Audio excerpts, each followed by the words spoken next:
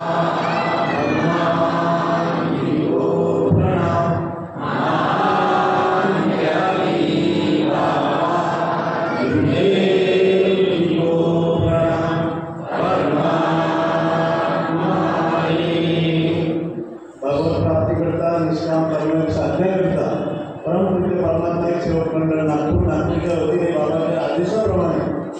इथं पंधरवाडी बैठक सुरू आहे। या बैठकीमध्ये सृष्टीचे निर्माता भगवान बाबा आम्हाला स्वयं उपस्थित आहे, त्यांना माझा प्रणाम। अंधश्रद्धेतून मुक्त करणारे, वाईट प्रश्नातून दूर करणारे, मानव धर्माचे संस्थापक आणि आपले सर्वांचे सद्गुरू महान देवी बाबा जिंदगी स्वयं उपस्थित आहे, त्यांना माझा प्रणाम। आपल्या आई मातोश्री याही उपस्थित आहेत, त्यांना माझा प्रणाम। आजच्या या बैठकीचे अध्यक्ष आदरणीय शामरावजी पंचबुद्धे साहेब, त्यांना माझा नमस्कार। करणारे डोरले साहेब, यांना माझा नमस्कार। आणि सर्व ज्येष्ठ श्रेष्ठ सेवक सेविका बालगोपाल सगळ्यांना माझा नमस्कार। मित्रांनो, आपला मार्ग हा सत्याचा मार्ग आहे। त्या मार्गात बाबांनी इतका सुंदर आपल्याला हा मार्ग दिला आहे की जगात असा मार्ग नाही। द्वापार युगामध्ये आपण पाहिला की श्रीकृष्णाची आई यशोदा ती इंद्राची पूजा दरवर्षी करायची। श्रीकृष्ण एक दिवस म्हणे का करू राहिली, म्हणजे उद्या इंद्राची पूजा आहे म्हणे, आपण नेहमीप्रमाणे करतो म्हणे। नाही म्हणे आता करू नका म्हणे, भाऊ करून काय करते। सगळ्या जगावासीला सांगितलं तर कोणी पूजा करू नका। त्या इंद्राला एवढा लागला की त्याने एवढा पाणी सोडला की त्यांना राहायला जागा नाही, आणि शेवटी त्याला गोवर्धन पर्वत पूजा लागला श्रीकृष्णाला। आपल्या सगळ्यांना माहिती आहे, पण एवढी त्याची फजिती झाली।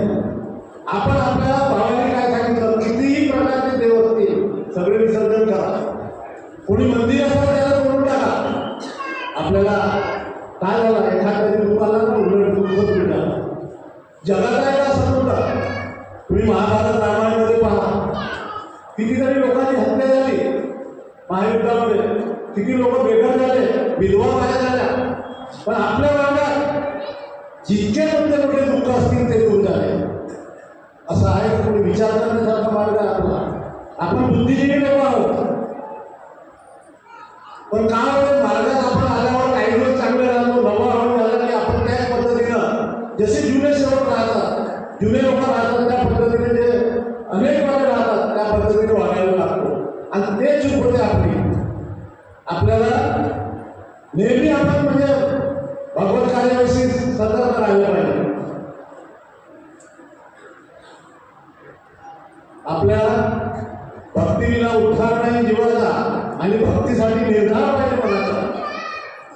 भक्तीसाठी आपण रात्रंदिवस आपण हे केलं पाहिजे, भावाला आणि भगवंताला जवळ ठेवलं पाहिजे। आपण आता ह्या मार्गाच्या खाप्यामध्ये एक बाई शेजारी जशी बाईजवळ बसायला गेली, तिचा मुलगा 15 वर्षाचा शाळेतून आल्यावर तो म्हणे माझी आई कुठं आहे, माझी आई कुठं आहे, म्हणून तो बाजूच्या इथं त्याला माहीत होतं माझी इथं त्या बाईबरोबर माझी आई इथं राहते। त्याने सांगितलं नाही नाही तुम्ही आई काय आहे, म्हणजे दुसऱ्यानं सांगितलं नाही, म्हणजे म्हणायचं आपला म्हणजे इथे आहे म्हणे। त्या बाईजवळ गेल्यावर मी बाई काढून ठेवले, ये म्हणजे तुम्ही दूध पाहिजे राहा शब्दामध्ये किती फरक होतो। दूध पाचतो म्हणल्यावर ते दुसऱ्या दिवशी तुला दूध येणं सुरू झालं। लहान मुलगा नाही काही नाही, ती घाबरली पण दूध येणं सुरू झाला, आता मी कसं करू। मग खरं मार्गदर्शकाकडे गेले, म्हणजे बाबा मी असं म्हणजे तू काय बोलली का, म्हणजे मग काय मी त्या कोणाला बोललो म्हणे असं हे मी तुला दूध पाचतो। तर तुम्ही कार्य करा म्हणजे भगवंताला माफी मागा, आणि त्याच्यानंतर तिचा दूध बंद झाला। म्हणजे शब्दाला किती किंमत आहे लक्षात ठेवा। शब्दही परमेश्वर आहे, शब्दही भगवंत आहे, आणि शब्दही सैतान आहे। एक आमच्या भोजा शनीची मुलगी, शेवटीची मुलगी, तिला अनेक वाटी मुलगी आली, आणि तिला विचारलं म्हणजे आपण त्या फलाना बाई मुलीचा वाढदिवस आहे आपण जाऊन होते। तिनं तयारी केली, लवकर आणि निघाली. दोघेही मुली गेल्या. राजी चौकामध्ये गाडी उभी होती त्याची, 2 मुलं होते आणि 4 व्हीलर होती. तिथं बसवला आणि ती इकडं रामटेकच्या रोडकडे निघाली. ही मुलगी अर्ध्या 1 तासानंतर घाबरली. म्हणजे आता कसं करावं लागलं, हे कुठं घेऊन आले, कुठं जंगलात गेले.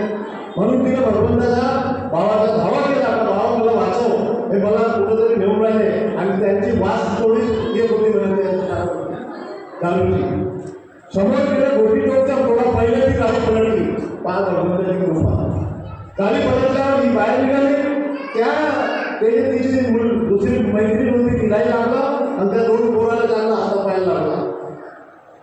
तिला म्हणून घाबरली. मला काय लागलं, यायला लागला तर त्याने खूप मारायला लागली. ते खूप मारून दिलं. तुला काहीतरी जादू आहे म्हणे. ही म्हणे मी माझ्यावर जादू नाही आहे, माझ्यावर माझा भगवंत आहे, भावा आहे. आणि म्हणून मला काही लागलं नाही, तुम्हाला लागला म्हणे. तुम्ही मला डॉक्टरांकडे आणलं होतं म्हणजे तुमच्या हेतू काही बरोबर नव्हता. मी परत जात आहे आणि तिकडून रामटेककडून येणारा एक मोटरसायकलवाला होता, त्याला हात टाकून ती मोटरसायकल वापर बंद करा. म्हणजे बाबा आणि भगवंत नेहमी आपल्याला साथ दिले पाहिजे. 24 तास आपल्याकडे राहिला पाहिजे. अशा प्रकारचे कार्य आपण केलं पाहिजे. लक्षात ठेवा. कितीही राग आला तरी राग आणता येत नाही. किती कोणी काही बोलला तरी अजिबात राग आणलं नाही. लक्षात ठेवा. ब्लड प्रेशरच्या पेशंटला डॉक्टर का सांगते, कोणी तुझ्या तोंडावर जरी थुकला तर तू हे परमेश्वरा मला चांगला प्रसाद मिळाला. अशा प्रकारच्या बोलायचं नाही. पण राग नव्हता अजिबात. नाही तर मोठा भयंकर राग होते. तसा आपला आहे. बाबाने आपल्याला 3रा नियम जे सांगितलं आहे तो 3रा नियम अजिबात काटेकोरपणे पाळला पाहिजे. घरी कोणत्याही प्रकारच्या कोणाच्या पोराचं नाव ऐकायला बोलत नाही. वाद बिलकुल करायचा नाही. आम्ही काश्मीरला फिरायला गेलो. आम्ही 10-12 लोक सगळे सिटी म्हणजे 60च्या वरचे.